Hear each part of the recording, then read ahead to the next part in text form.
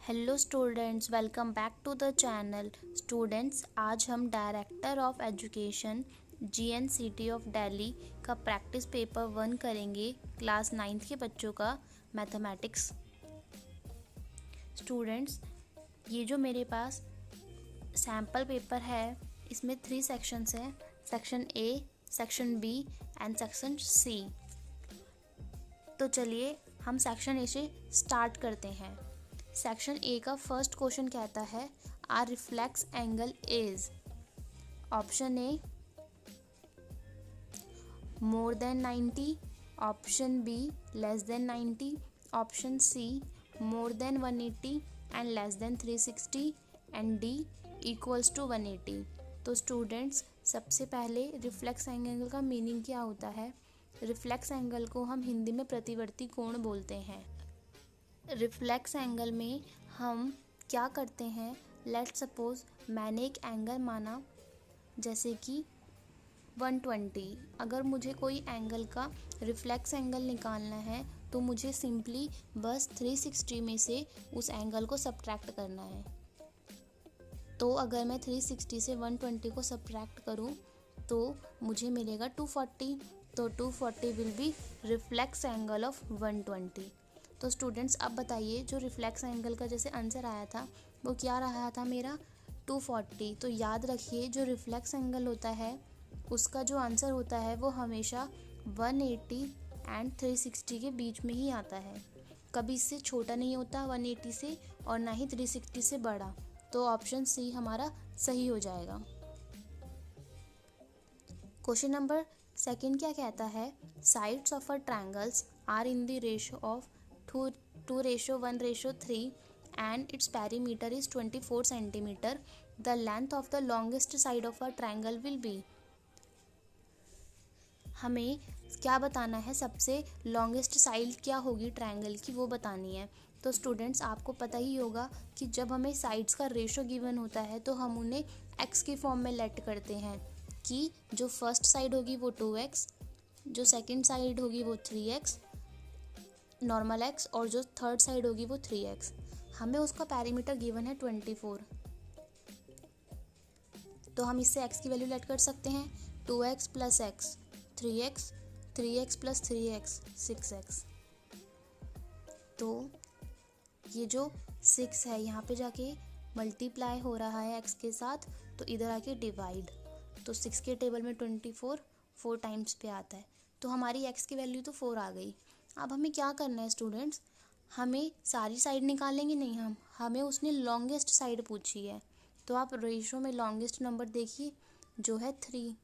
तो हमें अगर लॉन्गेस्ट साइड निकालनी है तो वो रेशो की फॉर्म में था तो x से मल्टीप्लाई हो रहा था, और x की वैल्यू अभी अभी हमने निकाली 4।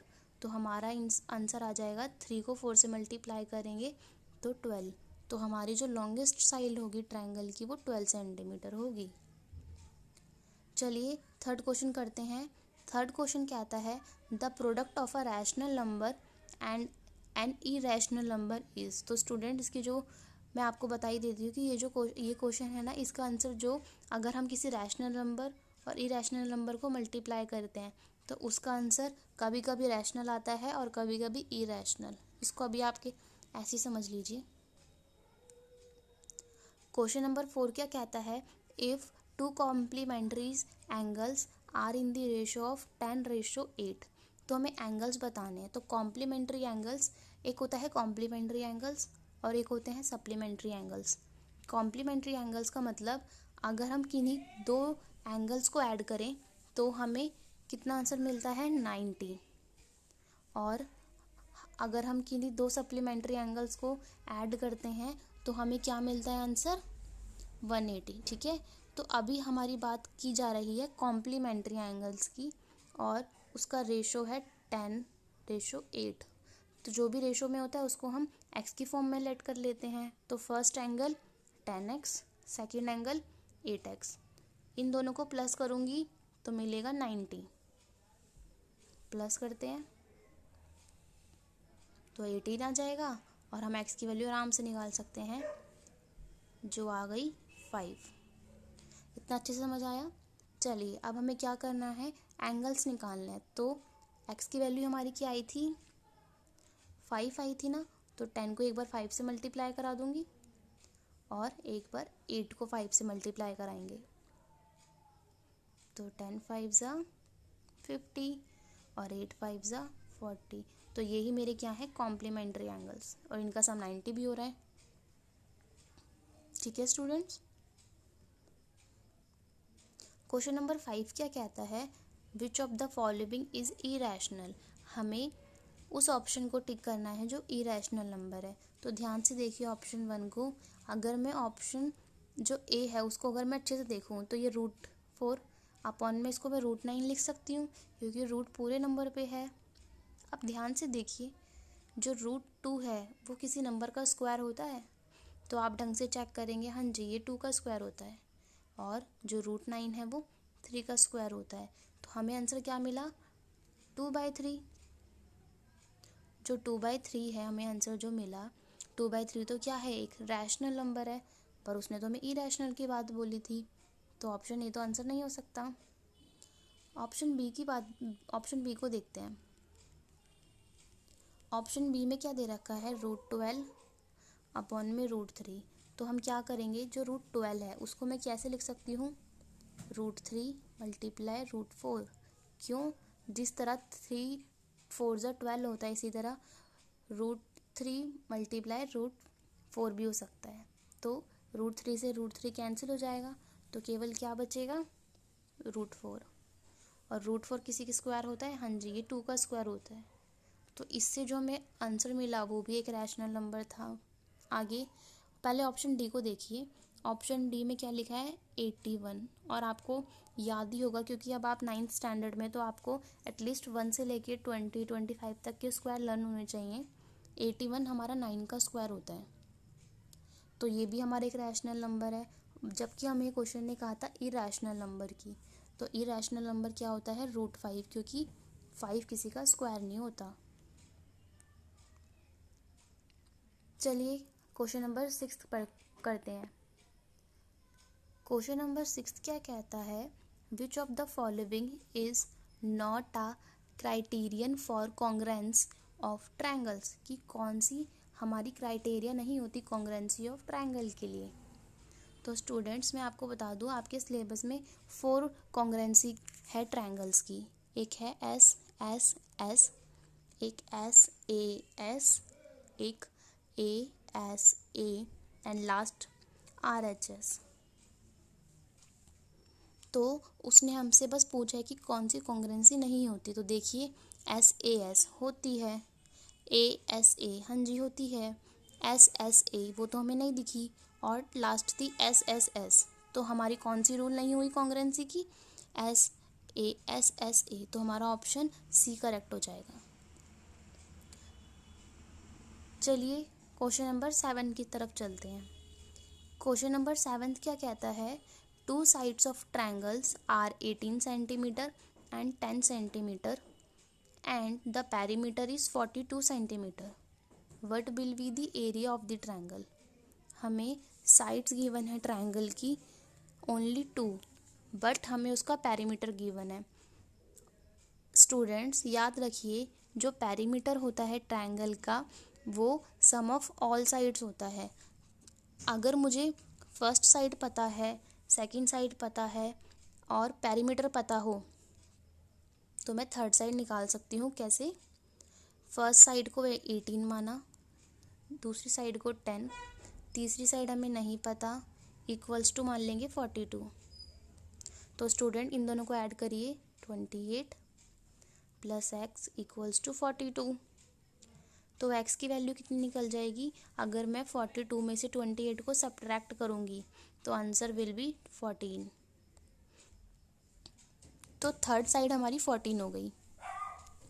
एरिया निकालना है, तो एरिया निकालने के लिए सबसे पहले हमें सेमी पेरीमीटर निकालना है, यानी S। हमारी जो साइड निकली थी थर्ड ट्रायंगल की वो आ गई थी हमारी 14। फिर हमें क्या निकालना है, सेमी पेरीमीटर। सेमी पेरीमीटर का फॉर्मूला होता है perimeter divide by 2।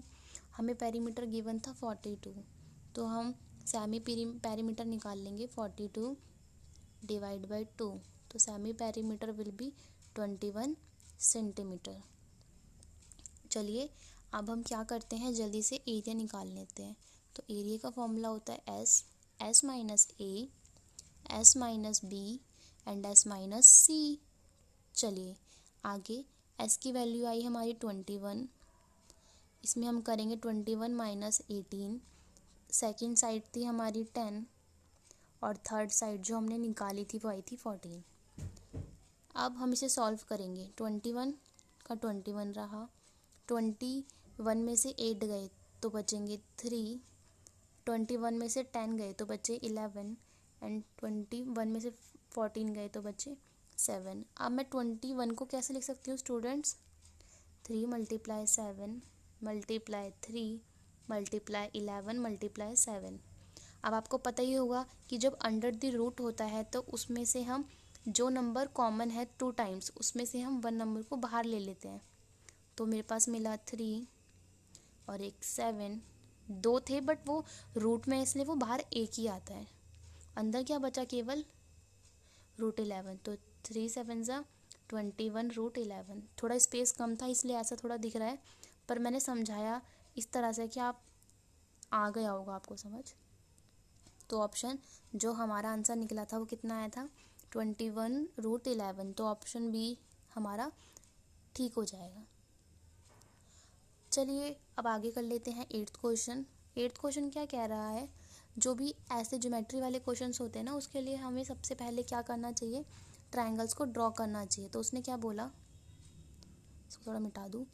In triangle A B सी, हमें 2 ट्रायंगल बनाने हैं, एक A B C and P Q R. इसका मानना A B C P Q are.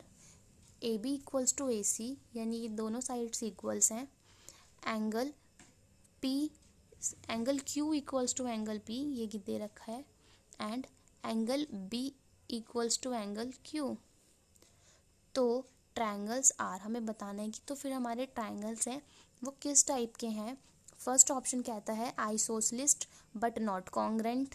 Option B isosceles and congruent.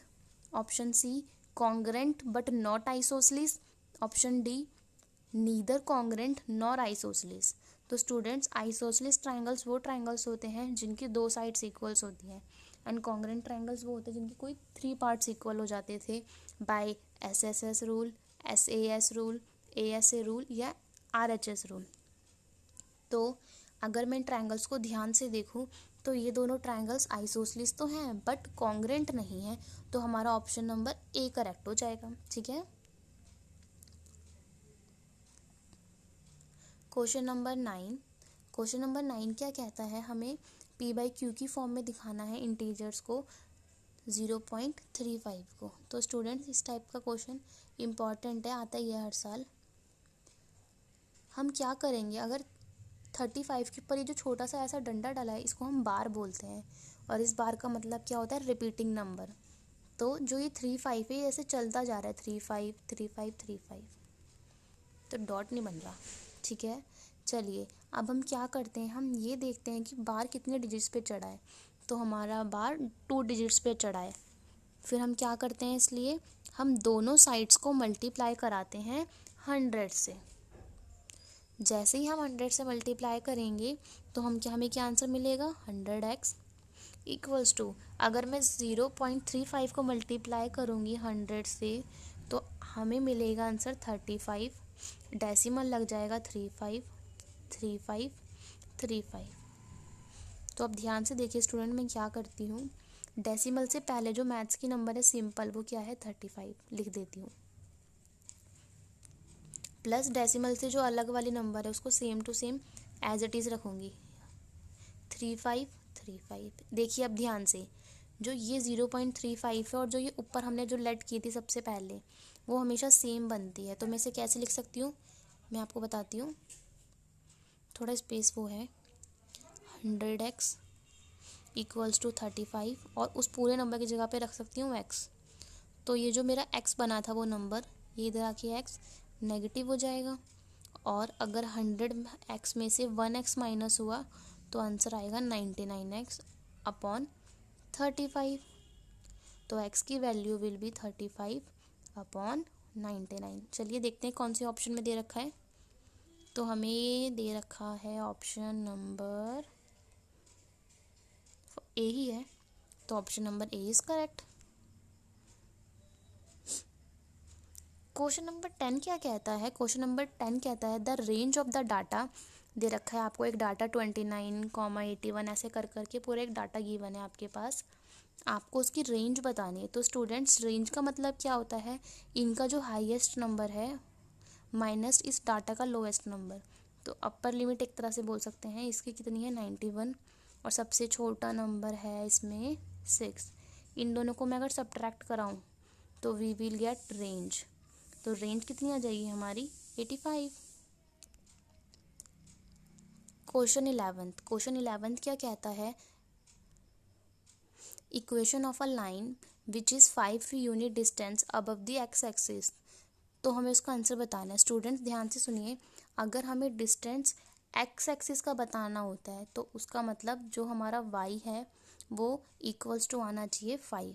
अगर वो क्वेश्चन हमें एक्स एक्सिस का डिस्टेंस पूछे एक्स एक्सिस के अबव, तो हमें y की फॉर्म में आंसर चाहिए, और अगर y की एक्सिस के अकॉर्डिंग मांगते हैं तो हमें x के टर्म्स में चाहिए। तो देखिए कौन सी कंडीशन y इक्वल्स टू 5 को पूरा करती है। तो अगर मैं फर्स्ट देखूँ तो उसमें y है ही नहीं, मैं सेकंड में देखूँ बट उसमें x भी है, हमें ओनली y चाहिए। तो ओनली y केवल c में है, और इसको अगर मैं सेटिस्फाई कराऊँ कंडीशन को, तो ये जो माइनस का y है वहाँ जाके पॉजिटिव y, तो आ गया ना सेम। तो option number C is correct. देखते हैं जल्दी से क्वेश्चन नंबर 12 क्या कहता है। क्वेश्चन नंबर 12 कहता है x equals to 3, y equals to -2। तो हमें बताना है जो is a solution of the equation kx minus 3y equals to 12, then the value of k। तो हमें k की वैल्यू बतानी है। k की वैल्यू कैसे निकलेगी? k मल्टीप्लाई हो रहा है x से, x की वैल्यू है 3 -3, y भी 3 से मल्टीप्लाई हो रहा है, और y की जगह पे रखेंगे -2 इक्वल्स टू 12। बस इसे सॉल्व करना है। k को 3 से मल्टीप्लाई करा 3k, माइनस माइनस प्लस 3 2 ज़ा 6 equals to 12। 3k equals to, ये 12 में से ये 6 क्या हो जाएंगे सब्ट्रैक्ट, तो हमें बचेंगे 6। k की वैल्यू क्या आ जाएगी? जो 3 है वो k के साथ क्या हो रहा है मल्टीप्लाई, तो इधर आगे हो जाएगा डिवाइड। 3 के टेबल में 6 आता है 2 टाइम्स पे, तो जो k की वैल्यू आई हमारी 2। Option number B is correct. Question number हमें 13 में कहता है the class corresponding to the class mark 15 is.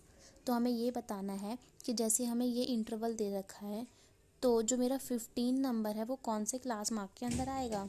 तो स्टूडेंट बताइए किसके अंदर आएगा? हमें दिख ही रहा है कि जो 15 है वो कहीं ना कहीं 12.5 और 17.5 के बीच में कहीं लाई करेगा, इसलिए option number A is correct. Question number 14 में क्या कहता है? Triangle in triangle A B C equals to A B,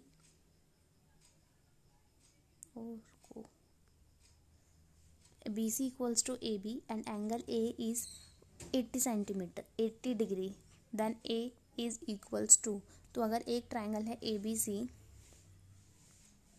उसमें BC इक्वल्स टू है AC, तो इनके एंगल्स भी क्या होंगे इक्वल। अगर एंगल B क्या बताता है 80 है, तो जो एंगल A है और एंगल C वो दोनों इक्वल हैं, यानी मैं A की जगह पे C लिख सकती हूँ और C की जगह पे A। तो angle A angle B plus angle C, हमें पता है कि जो एक ट्रायंगल होता है उसके तीनों एंगल्स का सम 180 डिग्रीज होता है। तो एंगल A यहाँ पे लिखा मैंने, एंगल B तो मुझे पता है 80 डिग्री है, और एंगल C की जगह पे भी मैं एंगल A लिख सकती हूँ क्योंकि बोथ आर सेम। अब एंगल A, तो ये हो गया 2 टाइम्स ऑफ एंगल A। 180 में से फिर मैं 80 को सब्ट्रैक्ट करूँगी तो मुझे मिलेगा 100, और angle A will be 50। One आप डायरेक्ट भी कर सकते थे क्योंकि ट्रायंगल के तीनों एंगल का सम 180 होता है। अगर 80 बी का है तो सी और ए 50-50 होंगे क्योंकि बोथ आर इक्वल्स। आप ऐसे भी कर सकते हो क्योंकि एमसीक्यू टाइप एग्जाम है इसलिए। Question number 15, if two parallel lines are intersected by transversal then the interior angles on the same side of the transversal are। तो स्टूडेंट्स याद रखिए, अगर टू पैरेलल लाइन्स होती है, उसको अगर कोई ट्रांसवर्सल लाइन कट करती है, जैसे कि ये दो पैरेलल लाइन्स हैं, इनको कोई ट्रांसवर्सल लाइन कट करती है, तो जो सेम साइड होती है उस पर वो जो एंगल बनते हैं उनका सम 180 आता है। और 180 को हम क्या बोलते हैं? सप्लीमेंट्री। क्वेश्चन नंबर 16 क्या आता है? The graph of the equation 2x plus 3y equals to 6। 3y है, 3y नहीं था वो, 5y था, वो थोड़ा छुप गया था। तो 2x plus 5y equals to 6। तो बस आपको कुछ नहीं करना स्टूडेंट, बताना है कि कौन से एक्सिस के पॉइंट पे कट करेगा। तो स्टूडेंट्स अगर उसने एक्स एक्सिस के पॉइंट बोला है तो हम क्या करेंगे? y को इक्वल्स टू 0 रखेंगे। तो y 0 किस किस में है? ऑप्शन बी या तो सी। तो इतना हम समझ गए कि हमारा आंसर या तो ऑप्शन बी होगा या तो ऑप्शन सी। तो एक बार आप ऑप्शन बी पुट करके देखिए, फिर एक बार सी कर लेंगे। तो 2 3 ज़ा 6, 5 को 0 से मल्टीप्लाई कराऊंगी 0। तो फर्स्ट क्वेश्चन से ही सेटिस्फाई हो रहा है हमारा इक्वेशन 6 इक्वल्स टू 6। तो हमें आगे सी को चेक ही नहीं करना, हमारा ऑप्शन नंबर बी करेक्ट हो जाएगा। हमने क्या करा? सिंपली जो इक्वेशन थी उस पर एक्स की जगह पे एक्स का मान पुट करा, वाई की जगह पे वाई का मान पुट करा। क्वेश्चन नंबर 17 ध्यान से देखिए। चलिए स्टूडेंट्स, अब हम क्वेश्चन नंबर 17 कर लेते हैं, ध्यान से पढ़ते हैं। क्वेश्चन नंबर 17 कहता है, it is given that triangle ABC and triangle FDE are congruent. अगर ट्रायंगल कॉन्ग्रेंट है तो उनके कॉरस्पॉन्डिंग पार्ट भी कॉन्ग्रेंट है। AB is 5 centimetre, angle B 40 degree and angle A is 80। तो स्टूडेंट्स हमें पता है ट्रायंगल के तीनों एंगल्स का सम 180 होता है, तो हमारा ये एंगल हो जाएगा 60। ठीक है, तो अगर ये वाला एंगल 60 है तो हमें ये बताना है कि कौन सी मेरी क्या क्या चीज़ इक्वल होगी। तो ये साइड किसके कॉरस्पॉन्डिंग होगी? इसके, तो इसका नाम है DF। और अगर मेरा ये वाला एंगल 60 हुआ तो इसके कॉरस्पॉन्डिंग एंगल E है। तो option number B is correct. Question number 18 कहता है, the class mark of the following. या क्लास जो आपको दे रखी है 130 और 150। तो क्लास मार्क का फॉर्मूला क्या होता है? जो भी अपर लिमिट प्लस में लोअर लिमिट डिवाइड बाय 2। तो 130 प्लस 150 डिवाइड बाय 2, इन दोनों को प्लस करूँगी तो हमारा आंसर आएगा 280 डिवाइड बाय 2। इसको मैं काटूँगी तो मिलेगा 140। क्वेश्चन नंबर 19 में क्या कहता है? The solution of the equation x minus 2y equals to 4y। Question हाँ यही थी। हमें फिर क्या करना है? बताना है कि कौन सी इक्वेशन से हमारा क्वेश्चन सेटिस्फाई हो जाता है। तो अगर मैं फर्स्ट वैल्यू पुट करूँ, x की जगह पे 0, y की जगह पे 2, तो हमारा आंसर आएगा -4। तो ये तो गलत है। नेक्स्ट, x की जगह पे 4, y की जगह पे 0, तो कंडीशन सेटिस्फाई हो गई क्योंकि 4 माइनस ये आ गया 0। तो ऑप्शन भी हमारा करेक्ट हो जाएगा क्योंकि उससे दोनों इक्वेशन इक्वल आ रही है, LHS equals to RHS। Section A का लास्ट क्वेश्चन स्टूडेंट ध्यान से करते हैं जल्दी से। In the given figure which pair of the angles represent interior alternate angle. अगर मैं बात करूँ इंटीरियर का मतलब ये जो पैरेलल लाइन है इनके अंदर वाले एंगल्स, ठीक है। और उनका भी कैसा एंगल चाहिए? ऑल्टरनेट मतलब उल्टा। 3 वाला 6 की इक्वल है, 4 वाला 5 की इक्वल है। तो बता रहा है कि कौन कौन से एंगल इक्वल होंगे। तो एंगल 3 होगा एंगल 6 के, और एंगल 4 होगा एंगल 5 के। तो ऑप्शन में कौन सा एंगल गिवन है? Angle 3 equals to angle 6। तो यही क्वेश्चन हमारा करेक्ट हो जाएगा। आई होप स्टूडेंट्स आपको अच्छे से समझ आए होंगे जो मैंने सेक्शन 1 कराया। आप सब बताइए कि आपको ये पेपर कैसा लगा जो ये सॉल्व किया अभी हमने। फिर हम इसका section B and section C करेंगे। तब तक के लिए आप मेरे चैनल को सब्सक्राइब करिए और इस वीडियो को अच्छे से देखिए और अपने फ्रेंड्स के साथ भी इसको शेयर कीजिए। ठीक है।